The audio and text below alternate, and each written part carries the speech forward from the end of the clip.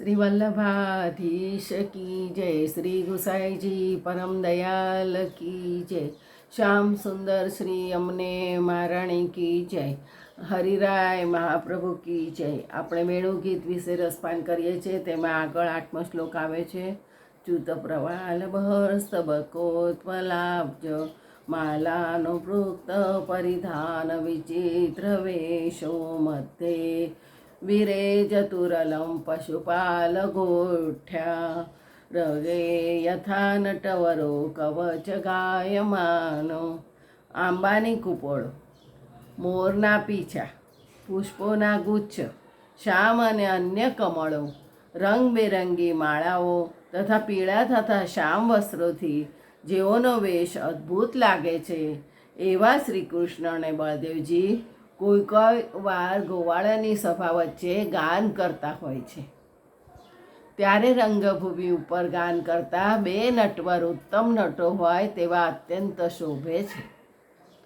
ગોપ્ય કિમાર ચરદયમ કુશલમ સ્મવેણુ દામોદર ધર સુધામપી ગોપિકા નામ ભુક્તે સ્વયં યદ વશિષ્ઠ રસમહેન્દ્રિયો દુષ્યત્વયો શ્રુમુચુસ્તરવો યથાર્યા। અરે ઓ ગોપીઓ, કૃષ્ણની આ વાંસળીએ એવું તે શું પુણ્ય કર્યું હશે કે જે વાંસળી કેવળ ગોપિકાઓને જ ભોગવવા યોગ્ય એવા દામોદર શ્રી કૃષ્ણના અધરામૃતને પોતે એકલી જ નિશેષ જરા પણ બાકી રાખ્યા વિના યથેષ્ટ સુધાપાન કરી રહી છે। અને તે જોઈને તે વાંસળીને પોતાના જળરૂપી દૂધથી ઉછેરનારી આ માતા સમાના નદીઓ રોમાંચિત થઈ હોય તેવી જણાય છે। આ વાસના વૃક્ષો પણ જેમ કુળના વૃદ્ધ પુરુષો પોતાના વંશમાં ઉત્પન્ન થયેલા ભગવાનના ભક્તોને જોઈ હર્ષના આંસુ સારે તેમ રસની ધારોને નિમિત્તે હર્ષના આંસુ સારે છે। વૃંદાવનમ સખી ભુવો વિતનેતિ કીર્તિ યદ દેવકી સુતપદંબુજલબ્ધ લક્ષ્મી ગોવિંદ વેણુ મનોમતમ પુર નૃત્યમ પ્રેક્ષાદ્રી સાત્વ પરનતાન્ય સમસ્ત સત્વમ। હે સખી, આ વૃંદાવન પૃથ્વીની કીર્તિને સ્વર્ગની કીર્તિ કરતાં પણ વધારે ફેલાવે છે, કેમ કે વૃંદાવને દેવકીપુત્ર શ્રી કૃષ્ણના ચરણ કમળો વડે શોભા પ્રાપ્ત કરી છે। આ વૃંદાવનમાં શ્રી કૃષ્ણનો બંસીનાદ સાંભળી તેને ગર્જના કરતો શ્યામ મેઘ છે એમ માની મદોન્મત મયુરો નૃત્ય કરે છે। મોર પણ નૃત્ય કરવા લાગ્યા। તે જોઈને ત્યાં પર્વતો ઉપરના અને બીજા સમસ્ત પ્રાણીઓ પોતાના કામ છોડી દે છે અને શાંત થઈ ભક્તિ રસની અનુભૂતિ કરે છે। ધન્યસ્મ મૂઢમતયોપી હરિણ્યયેતા યાનંદનંદનમુપાતમ વિચિત્ર વેશમ આકર્ણવેણુરણિતમ સહ કૃષ્ણ સારા પૂજામ દધુર્વિરચિતામ પ્રણયાવલોકે। અહીં ઓ સખી, આ મૂળમતી મૃગલીઓને ધન્ય છે, કેમ કે આ મૃગલીઓ વેણુનાદ સાંભળી વિચિત્ર વેશધારી નંદકુમાર પ્રત્યે પ્રેમયુક્ત દૃષ્ટિપાતો કરીને તે દ્વારા તેમનું સન્માન કરે છે અને તે પણ પોતાના પતિ કાળા મૃગોની સાથે રહીને જ કરે છે, માટે તેઓ કૃતાર્થ છે। તેઓ પ્રભુની પૂજા કરી ભગવત્કૃત સત્કારને સહૃદયમાં સ્થાપિત કરે છે। કૃષ્ણમ નિરીક્ષા વનિતોત્સવરૂપશીલમ શ્રુત્વા ચ તત્ વેણુ વિચિત્ર ગીતમ દેવ્યો વિમાનગતય સ્મરનનુસારા ભ્રશ્ય પ્રસૂન કવરા મુમુહુર્નિવ્ય।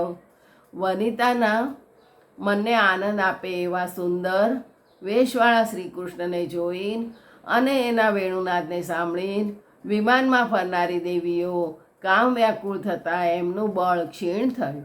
તેમના કેશમાંથી પુષ્પો નીચે પડ્યા, કપડાં ખસી ગયા, તેનું ભાન રહ્યું નહીં એવી મોહિત થઈ ગઈ છે। આ દેવી કામ વ્યાકુળ થતાં મોહિત થઈ ગઈ છે।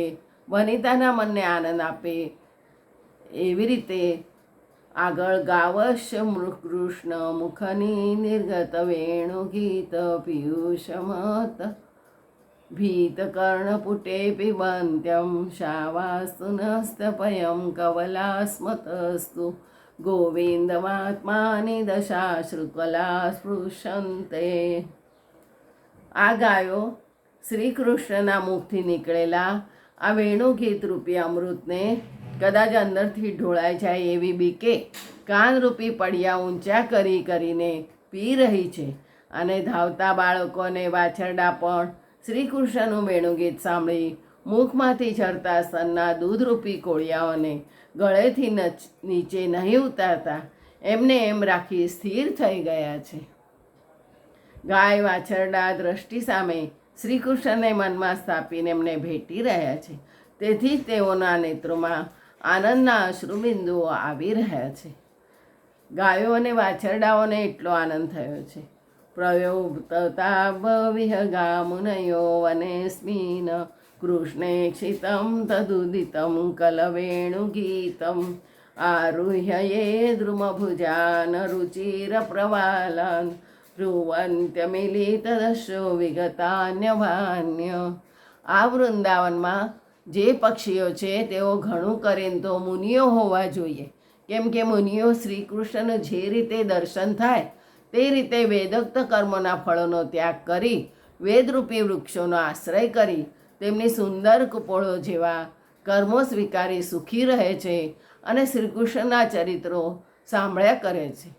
તેમ આ પક્ષીઓ પણ શ્રી કૃષ્ણનું દર્શન જે રીતે થાય તે રીતે વૃક્ષોની શાખાઓ ઉપર ચડીને ત્યાં બેઠા બેઠા શ્રી કૃષ્ણને વ્યક્ત કરેલા મનોહર મધુર વેણુગીતને સાંભળ્યા કરે છે.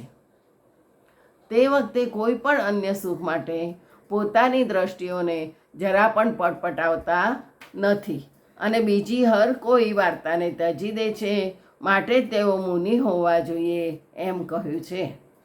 બીજું આવતીકાલે. જય શ્રી કૃષ્ણ.